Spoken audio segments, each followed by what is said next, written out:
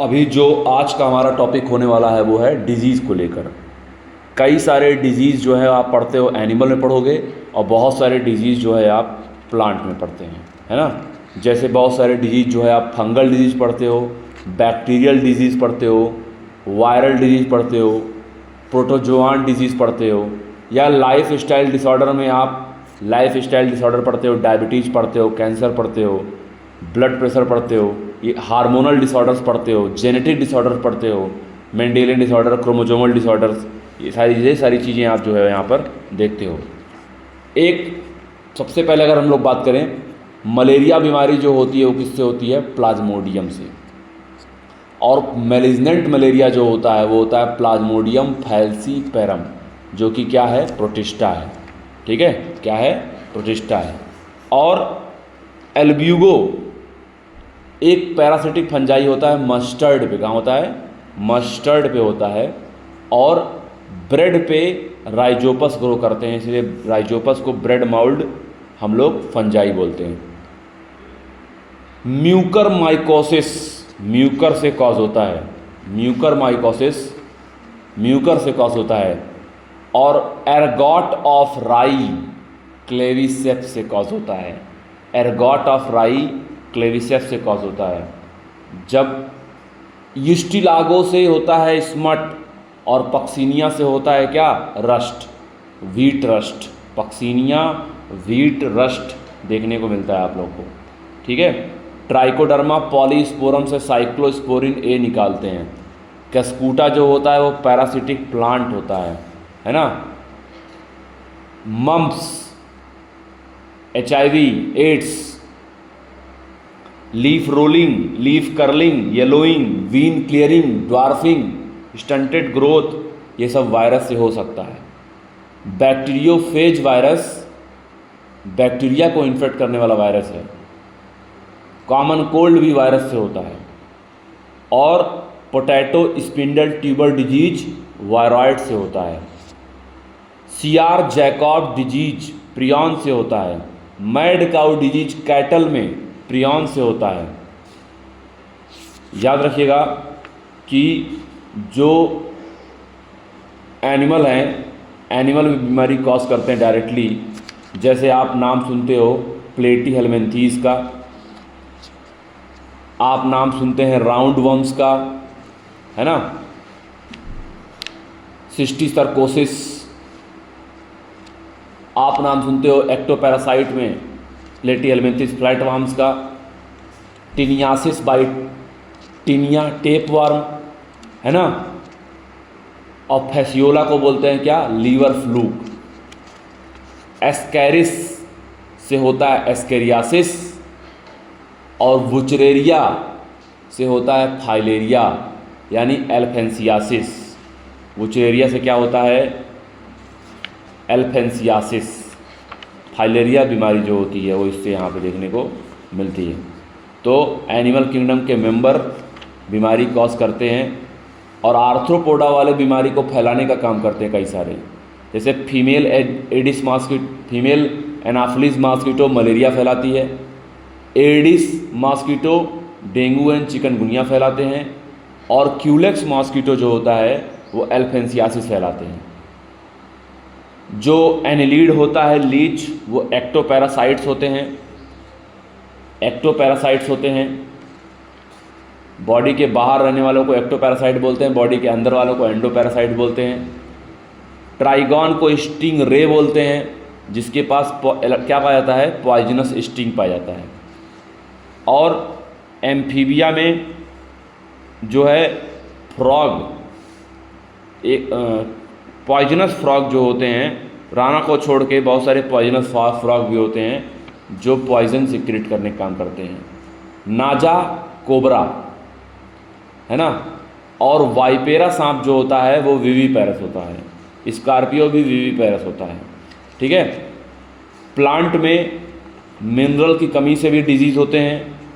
Nutrient की कमी जो होती है तब भी डिजीज़ यहाँ पे देखने को मिलते हैं। और कॉकरोच जो होता है वो बैक्टीरियल बीमारी फैलाने का काम करता है। बहुत सारी बैक्टीरियल बीमारी को फैलाने का काम करता है कौन? कॉकरोच, जिससे आगे चल के तमाम तरह के डिसऑर्डर्स जो है देखने को मिलते हैं। और अगर किसी को बिलीरुबिन और बिलीवर्डिन की मात्रा किसी के पास बढ़ गई है तो उसको जॉन्डिस हो जाता है ना, और उसका स्किन जो होता है वो येलो हो जाता है, आइज़ भी क्या हो जाते हैं, येलो हो जाते हैं। किसी की बॉडी में इनडाइजेशन हो गया है, यानी या तो एंजाइम कम सिक्रेट हुए हैं या तो बहुत ही स्पाइसी फूड किसी ने ले लिया है। वॉमिट सेंटर जो होता है वो कहाँ होता है, मेडुला में होता है। और कॉन्स्टिपेशन में जो फीकल मैटर होता है वो रिटेन्ड हो जाता है इंटेस्टाइन के अंदर, डिस्चार्ज नहीं होता है, जिसकी वजह से पेन होता है। डायरिया के केस में लिक्विडिटी बढ़ जाती है, हालांकि डाइजेशन आपका सीईटी में आएगा, तो डायरिया के केस में लिक्विडिटी बढ़ जाती है और एब्जॉर्प्शन जो होता है वो क्या हो जाता है, कम हो जाता है। ठीक है, एब्जॉर्प्शन। पायरिया बीमारी दांत में लगती है और पायरिया बीमारी में इन्वॉल्व होता है बेटा एंटमीबा गिंगिवलिस, जो कि होता है प्रोटिस्टा। ट्रिपैनोसोमा गैम्बियंस एक फ्लैजिलेटेड प्रोटोजोआ है जो कि बीमारी कॉज करता है क्या, स्लीपिंग सिकनेस बीमारी कॉज करता है ना, और उसको फैलाने का काम करती है कौन, सीसी फ्लाई, जिसको बोलते हैं ग्लोसियोना पैल्पैलिस बोलते हैं। अस्थमा बीमारी जो होती है बेटा उसमें इन्फ्लेमेशन हो जाता है ब्रोंकाई या ब्रोंकियोल्स में, और अर्ली एज में स्मोकिंग करने से एम्फाइसीमा हो जाता है, जिसमें एल्व्यूलाई की जो वाल होती है वो डैमेज हो जाती है। एम्फाइसीमा को ट्रीट करते हैं अल्फा-1 एंटीट्रिप्सिन से।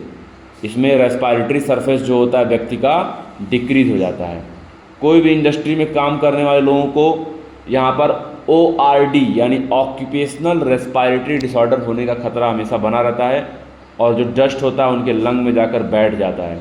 लॉन्ग एक्सपोजर की वजह से उनके लंग का जो फाइब्रस टिश्यू होता है उसमें इन्फ्लेमेशन हो जाता है, प्रोलिफरेशन हो जाता है, इसको बोलते हैं फाइब्रोसिस, क्या बोलते हैं, जिससे उनको सीरियस लंग डैमेज देखने को मिलता है। ये जो बीमारी जो ऐसे जगह पे काम करते हैं जो जहाँ पे बहुत ज़्यादा डस्ट हो, बहुत ज़्यादा मेटल वाला एरिया हो, है ना, तो उन लोगों को ये चीज़ें होने के खतरे हमेशा बने रहते हैं। ब्लड प्रेशर नॉर्मली अगर 120 रेंज तक है, उससे बियॉन्ड चला जाता है तो ब्लड प्रेशर बोलते हैं। 90 और 100 के बीच में इसका रेंज होना चाहिए। 80 से 120 बोलते हैं, मतलब 80 से लेकर 120 के बीच में तो नॉर्मल है, सिस्टोलिक और डायस्टोलिक। सिस्टोलिक जो है 120 है और डायस्टोलिक कितना है, 80 है।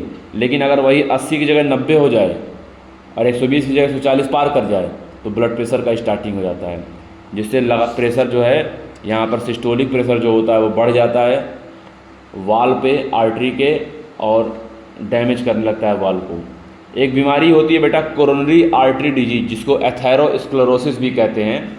इसमें क्या होता है, ब्लड वेसल्स में सप्लाई ब्लड की जो होती है, यानी जो ब्लड की सप्लाई है वो मसल्स में जो है वो क्या हो जाती है, कम हो जाती है।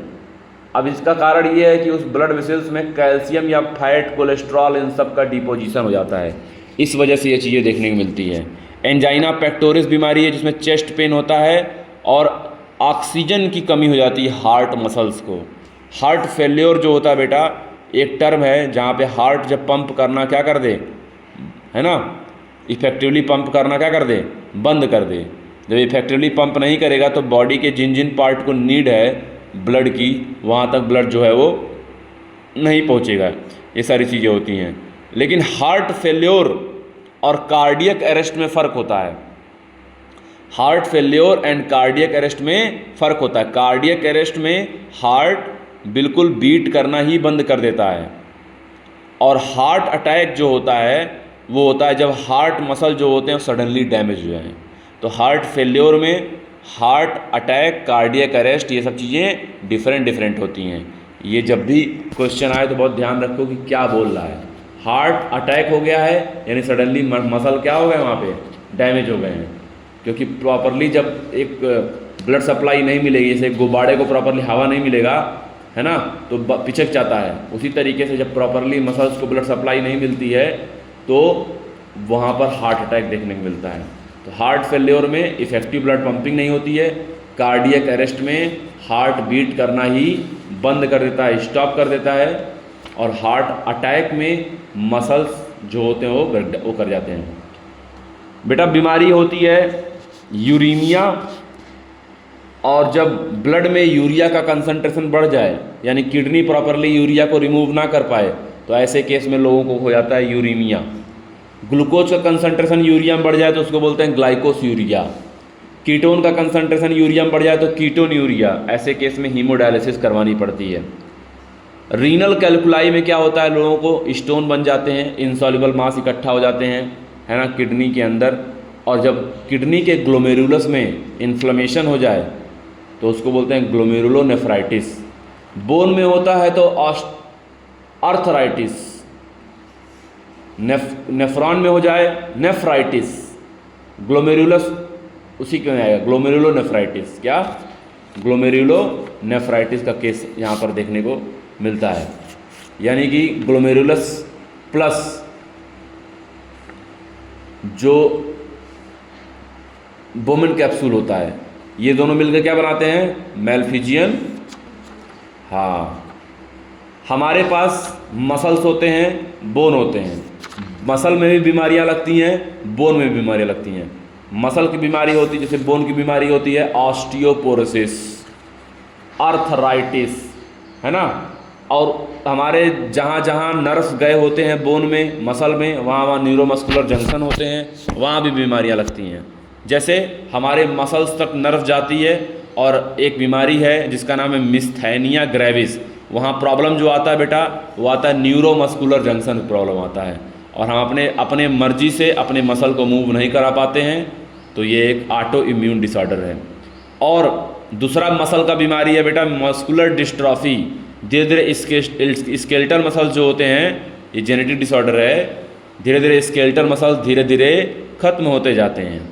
और अगर मसल में बेटा कम कैल्शियम की वजह से, लो कैल्शियम की वजह से वाइल्ड कॉन्ट्रैक्शन होता है, तो उसको बोलते हैं क्या? टिटैनी बोलते हैं। और जॉइंट में अगर इन्फ्लेमेशन हो गया तो आर्थराइटिस बोलते हैं।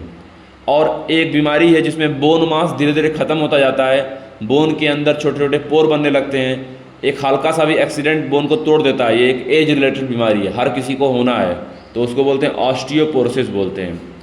और अगर जॉइंट में यूरिक एसिड के क्रिस्टल इकट्ठा हो गए हैं, यूरिक एसिड का कंसंट्रेशन बॉडी में बढ़ गया है, तो गाउट बीमारी कहलाती है। और जॉइंट में वहाँ पर हम लोग को पेन होता दिखता है। कई सारे लोग कहते हैं कि हमारे जो जॉइंट हो गए हैं वो स्वेल कर गए हैं, हर एक ईच एंड एवरी जॉइंट पे हमें जो है पेन फील होता है। तो एक्चुअली वो बीमारी क्या है? गाउट है।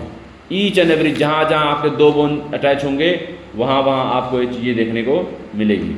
एक्चुअली बेसिकली क्या होता है? पैरालिसिस वही होती है जहाँ पर आप अपने मर्जी से अपने मसल्स को कॉन्ट्रैक्ट या रिलैक्स नहीं कर पाते हैं, उसी को क्या बोलते हैं? पैरालिसिस बोलते हैं।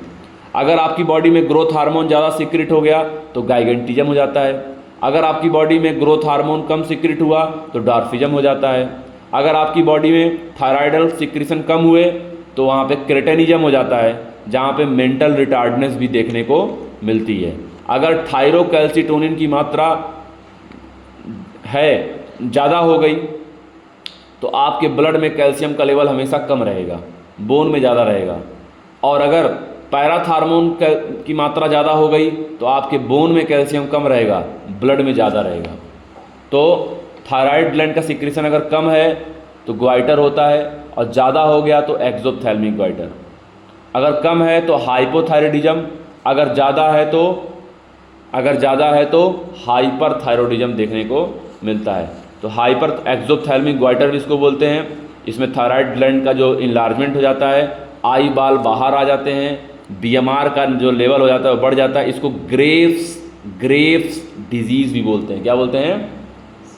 लोगों का वेट लॉस बहुत तेज़ी से होने लगता है, बीएमआर लेवल बढ़ जाता है, ऐसे लोगों का जो है दुबले पतले होते जाते हैं लगातार, देखने को ये चीज़ होती है। और बेटा हाइपोथायराइडिज्म को हम लोग ग्वाइटर कहते हैं, है ना। टी लिम्फोसाइट्स मतलब जो होते हैं वो सेल मेडिएटेड इम्यूनिटी प्रोवाइड करते हैं, और बी लिम्फोसाइट डायरेक्टली एंटीबॉडी बनाने का काम करते हैं, ठीक है। प्रोस्टेट ग्लैंड में अगर अनडिफरेंशिएटेड मास बढ़ जाए तो प्रोस्टेट कैंसर होने का खतरा होता है। और अगर एड्रेनलिन का सिक्रेशन होता है तो सिंपैथेटिक नर्वस सिस्टम ऑन हो जाता है। ऐसे केस में हमारे लिम्स में ज़्यादा ब्लड फ्लो होने लगता है, जीआईटी में कम हो जाता है। ऐसे केस में हमारा बॉडी इमरजेंसी कंडीशन में आ जाता है, ब्लड प्रेशर बढ़ जाता है, ब्लड फ्लो बढ़ जाता है, स्वेटिंग होने लगती है, प्यूपिल डायलेट कर जाता है, ज़्यादा हमें रोशनी देखने लगती है।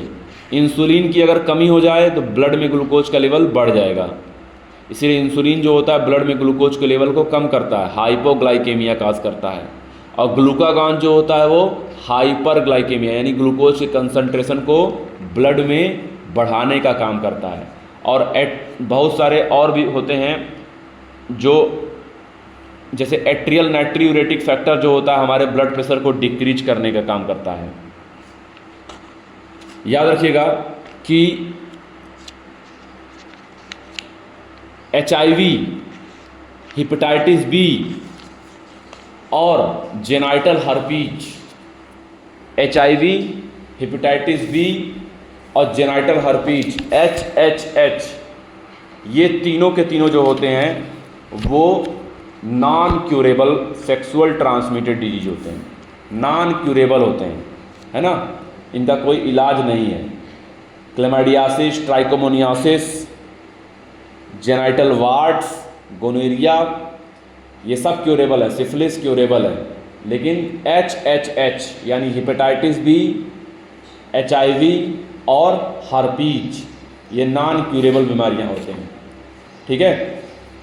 हीमोफीलिया के केस में ब्लड कोएगुलेशन नहीं होता है, लगातार ब्लड बहता है। हीमोफीलिया को रॉयल डिजीज़ भी कहते हैं। ये एक एक्स लिंक्ड रिसेसिव बीमारी है।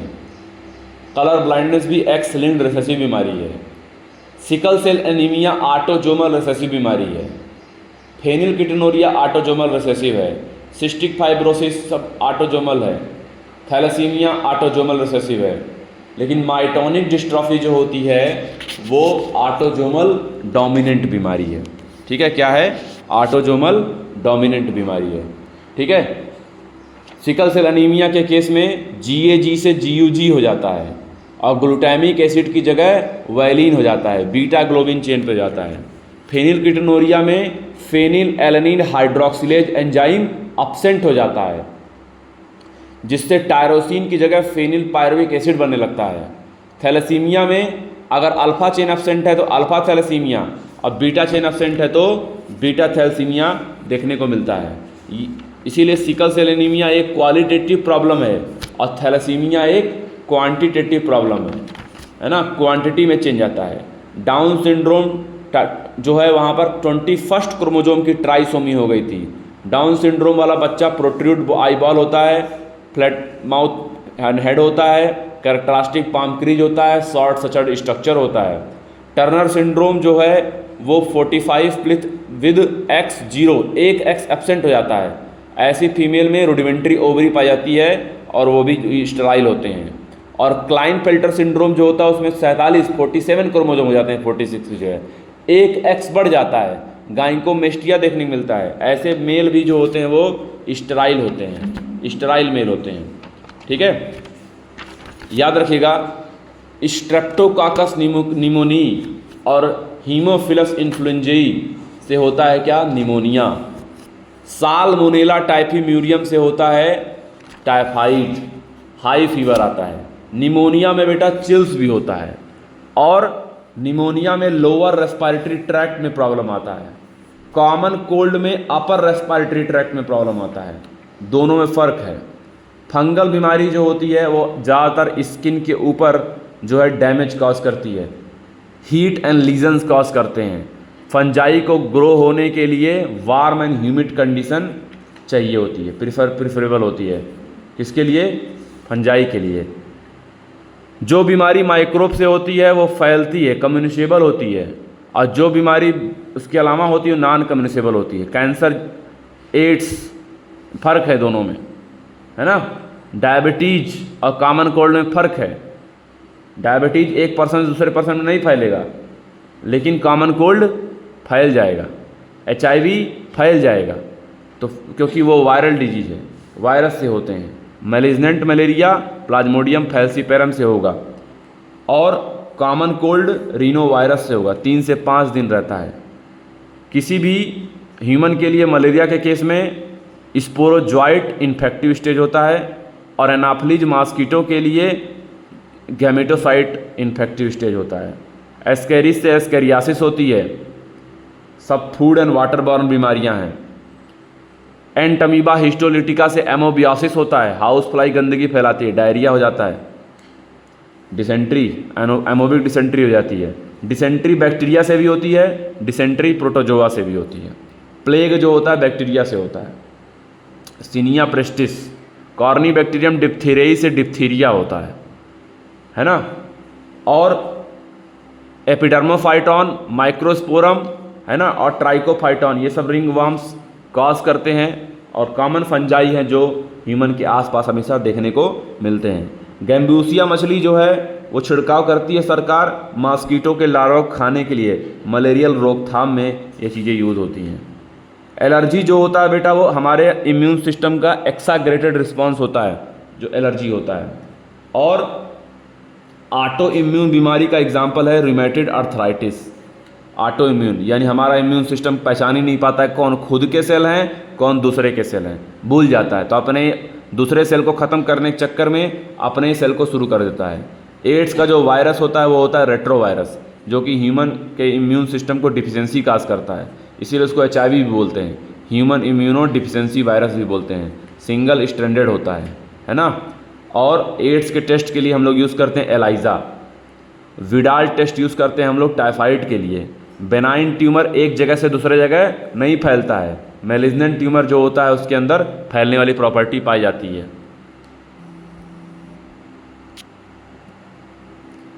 याद रखिएगा, मैलिग्नेंट ट्यूमर का एक जगह से दूसरे जगह फैलना ये मेटास्टेसिस कहलाता है, और नॉर्मल सेल का कैंसरस सेल में कन्वर्ट होना ये कहलाता है नियोप्लास्टिक ट्रांसफॉर्मेशन कहलाता है ना। ओपॉइड्स का जो रिसेप्टर होता है बेटा वो नर्व सिस्टम और GIT में होता है। कैनाबोनाइड्स का जो रिसेप्टर होता है बेटा वो ब्रेन में होता है, और हमारे कार्डियोवैस्कुलर सिस्टम को भी ये अफेक्ट करने का काम करता है। ये चीज़ याद रखिएगा। इसके अलावा बेटा ड्रग एंड अल्कोहल एब्यूज़ करने वाले लोग, करीब करीब 400 सालों से टोबैको लिया जा रहा है। अल्कोहल एब्यूज़ करने वालों को सिरोसिस की प्रॉब्लम देखने को मिलती है, लीवर डैमेज हो जाता है ना। और स्मोकिंग करने वालों में एम्फाइसीमा का केस देखने को मिलता है। ठीक है।